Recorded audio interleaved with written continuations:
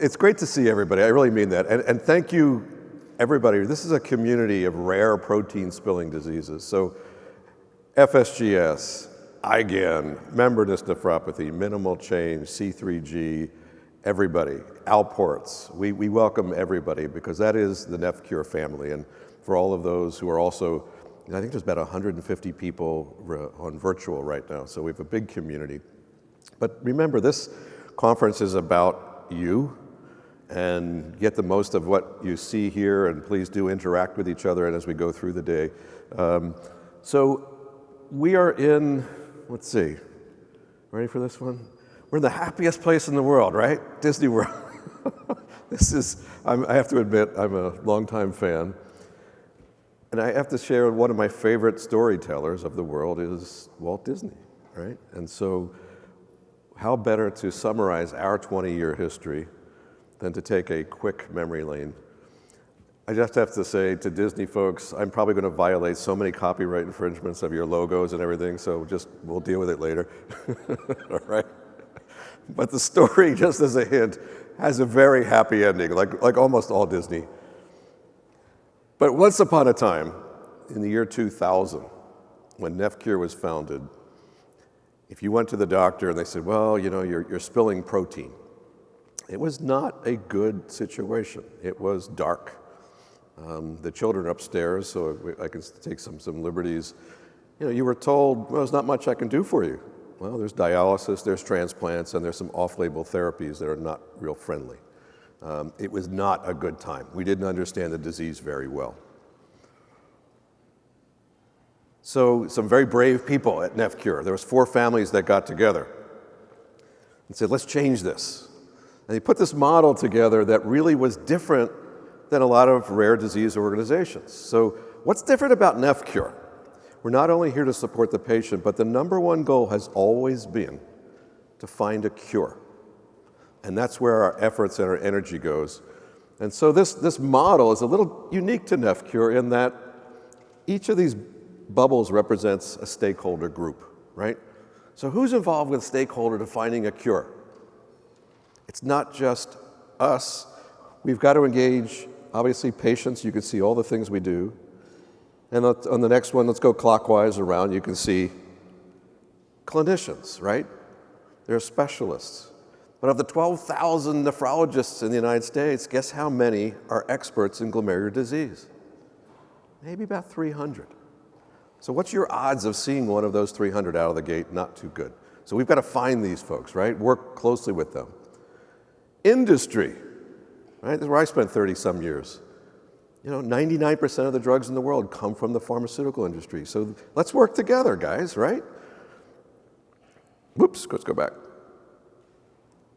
Government, right? FDA, the NIH, all these folks that we work with to bring things forward. And finally, research community, grants, all these things that we do. These are the stakeholders that we deal with every day. And that's what makes NephCure really unique. So this is the how we operate. Now let's go to the what happened. So if you look back in the year 2000, there was very little understanding of how this disease, let's call it with the fancy word, pathophysiology. How do things tick, right? Well, NephCure invested $40 million of research to find the answers to how this disease progresses, find the drug targets, et cetera. And that, in turn, went to the pharmaceutical industry and said, hey, you know, we've got this pathway over here. Do you have a drug for this? And they said, yeah, as a matter of fact, we do. We worked with the FDA to change some guidance to make it more attractive for the biopharma industry. Travere was the first to use this new guidance in 2018. And we went from 2 clinical trials to now over 40 as of this morning. 40 clinical trials in just 5 years. That's incredible. I mean, how many people can say that about a rare disease, right? Thank you.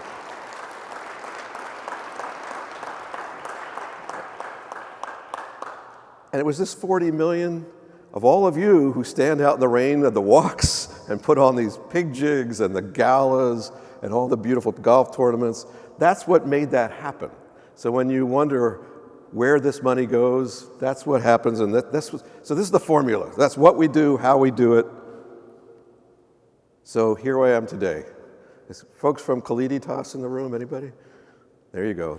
Congratulations, guys. They're the first drug approved for a rare protein spilling disease.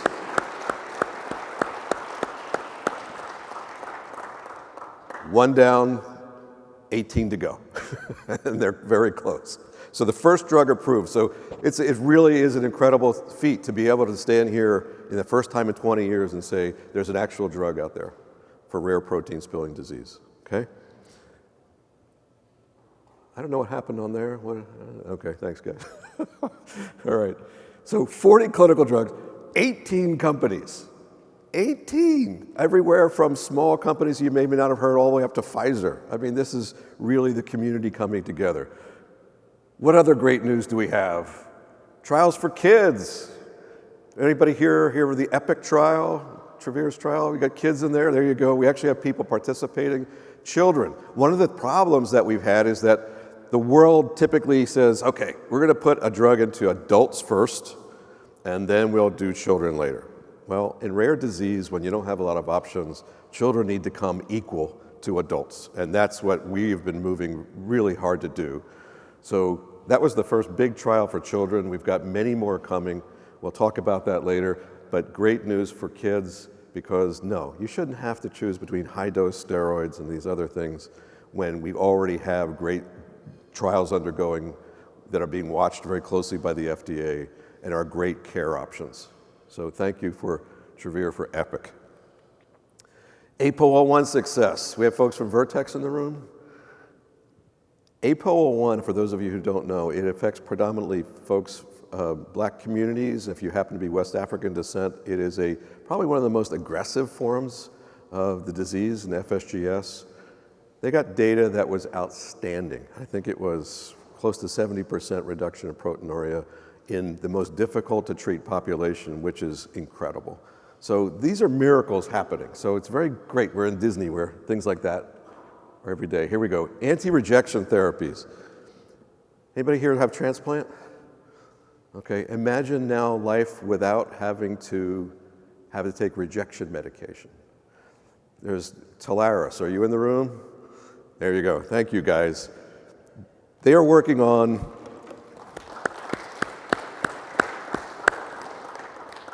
They have stuff in trials right now that's literally, I think, 80% reduction in needing to take rejection medication for your transplant.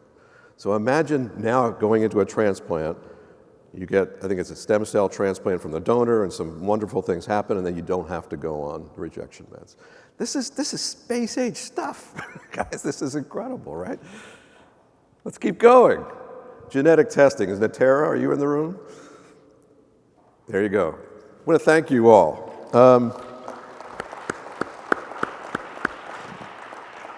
Who in the room has gotten genetic tested?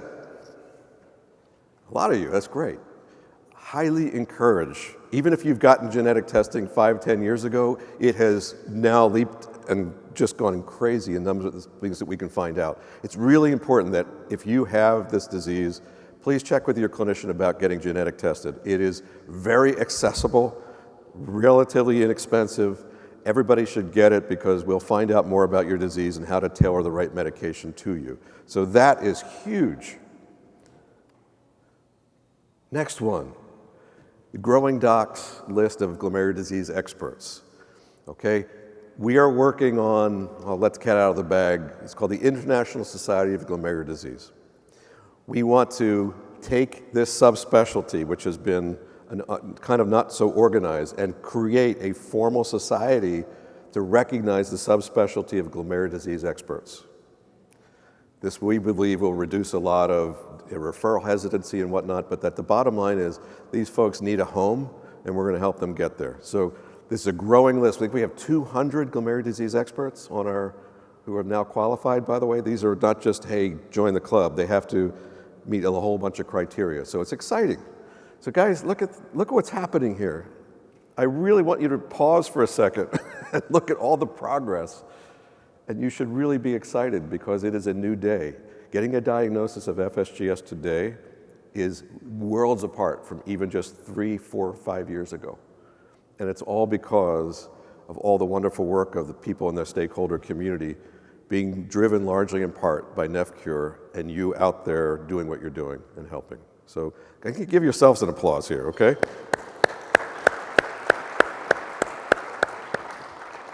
Okay. Now let's have some fun. Okay. You see this thing on the left? Anybody know what it is? Raise your hand if you know what it is. Okay. That's a podocyte. That is a beautiful cell. Look at that. It's gorgeous. It's elegant. That cell deserves to be saved. I'm telling you, that is a beautiful thing of nature. You can see it looks like octopus is interdigitating foot processes, and that's where the, what they call where all the things come through for filter. It's a beautiful, elegant structure. So you were born with a finite amount of podocytes. They do not, for years, replicate, just like brain cells, right? You don't make new ones.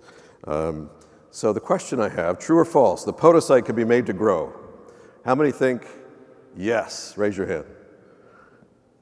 How many think no? Raise your hand. Everybody, come on, you gotta participate. Come on, there we go. All right. Drum roll. It's true for the first time.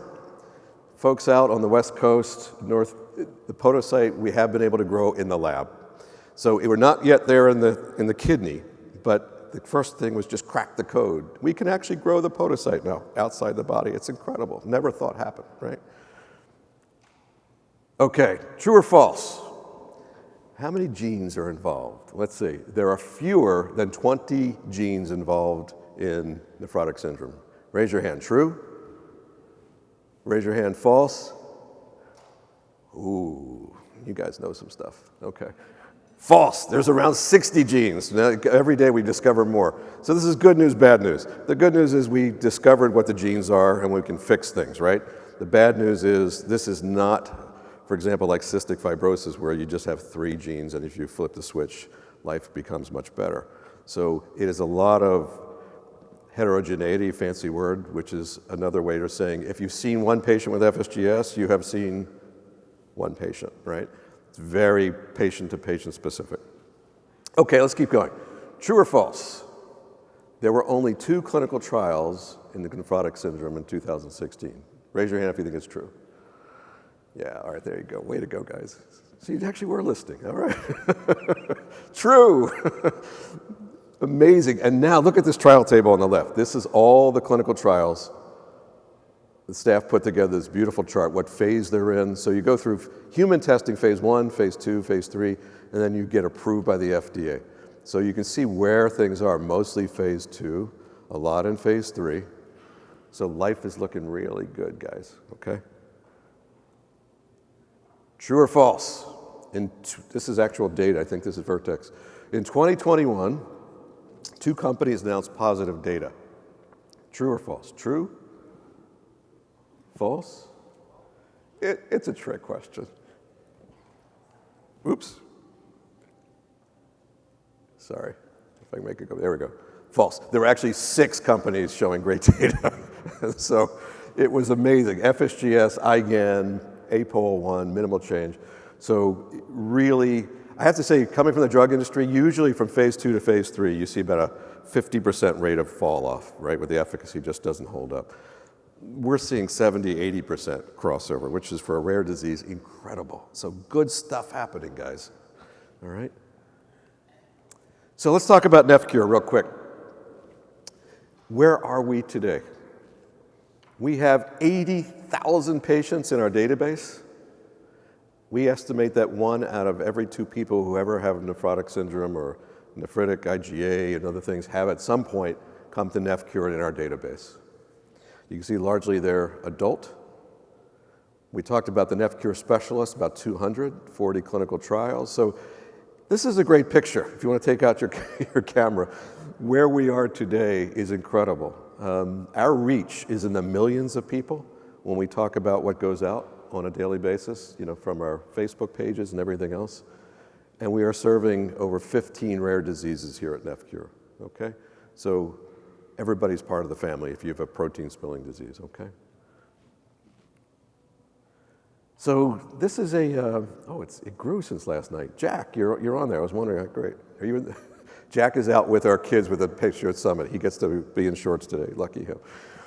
So this is the NephCure staff. Let me tell you about these folks. And I would encourage you, please, make it a goal. They all have business cards. Collect at least 10 business cards from each of these folks at some point over the next couple days. Get to know them. They really want to know you. These are the most dedicated, amazing people you're going to find on the planet. It is an incredible organization. My biggest problem here is making them take enough vacation. They work really, really hard. So I want to thank the staff. So please do reach out to the staff. And my apologies. There you go.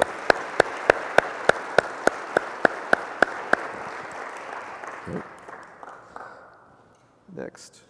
So what's happening this year? So 2022 programming, we have a whole laundry list, as you can see, whoops, of all these things going on. I'm going to focus in only a few, the 5.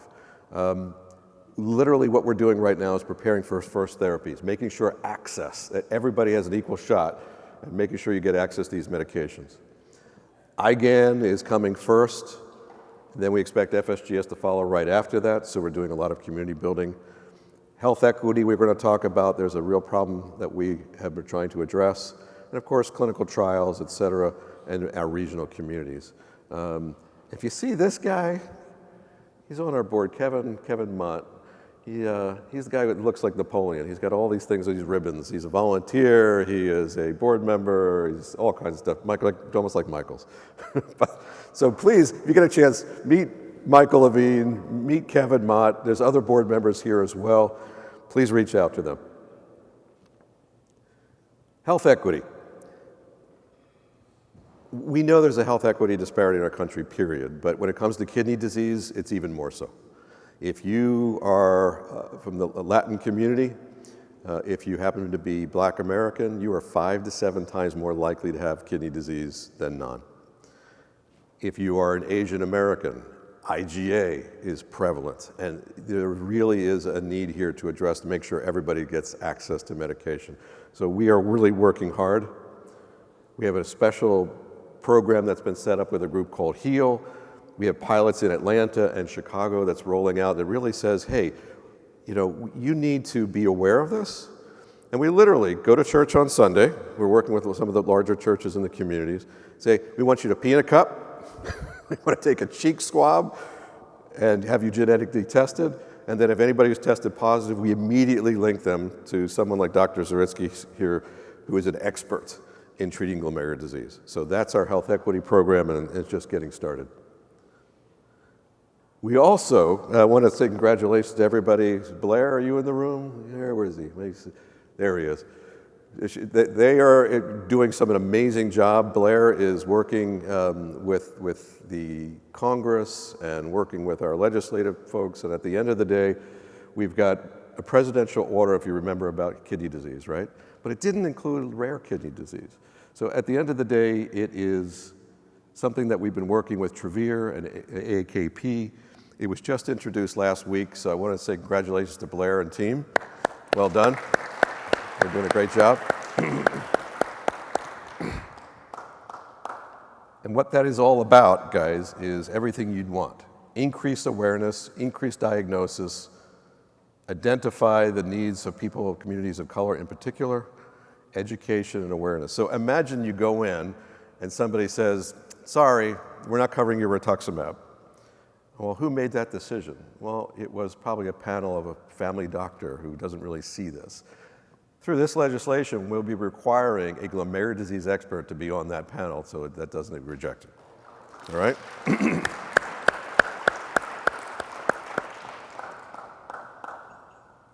So, guys, continue. Clinical trials are so important. These 40 trials that are going on, they have to get filled. It's the only way. And frankly, we see it a care option. You don't have to go on high-dose steroids. You don't have to go on off-label chemotherapeutics. Consider this as an option for your care, and equally important, when you are participating in a trial, how many people are here in a clinical trial? There's a few. Thank you, first of all, for your participation.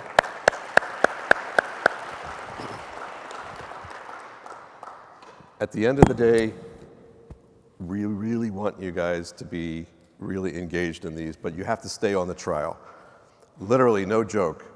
If you don't finish the trial, the drug may not even make it, or the drug may be withdrawn from the market. So please stay on that trial, and we thank you for your service. In finishing up real quick, I want to thank the pharma companies who are here. There are 7,000 rare diseases out there, 7,000. There are 400 rare disease organizations. So we thank you for choosing our patients and our diseases to spend your time, because there's not a lot of money to be made in rare disease. That's the fact of reality. So thank you for being here. So these companies are really, all of them, are amazing. And you can see we've talked about a number of these folks already. So please, they have tables, by the way. Go visit them. Let them talk to you. Let them get to know you. They want to hear about your patient journey. Because when they design their trials and do things, they want to know, hey, what do I need to include? You know, what's too much to ask? You know, how many times you want to pee in a cup, you know, to take your samples, right? So please, I want to say thank you to these companies.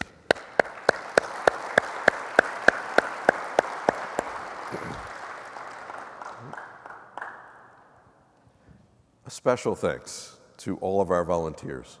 You can see this is some of the photographs of the past year, the pig jigs going on, the galas that are happening. There's Dr. Keskel and Dana. There's Dana, there you go. It was a beautiful moment. So guys, participate, come out. You don't have to do all the fundraising if you that's not your time, but there are some wonderful things going on at these events. So please do go out, meet other patients. They want to meet you, hear your journey especially. So thank you to all the volunteers.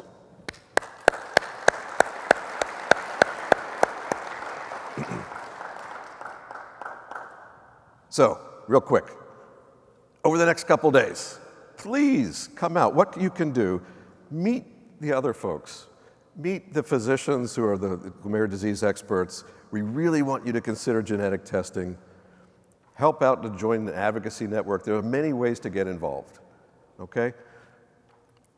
And most of all, at the end of this, that's Mr. Solar. Where is he?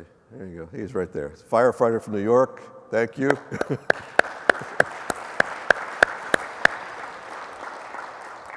So I promised a happy ending. Do you feel that there was a good one? Yes, thank you. Please meet each other. That's my phone number. That's my cell number. Please write it down. Call anytime. Call the staff. Get their phone numbers. It makes our day when we hear from you. And we learn a lot. And whenever we can help with anything, we are here 24/7, okay? I really mean that sincerely. So talk to us, meet the companies, meet each other. Thank you all for coming out. This is so important. I'm so glad that we get to see each other.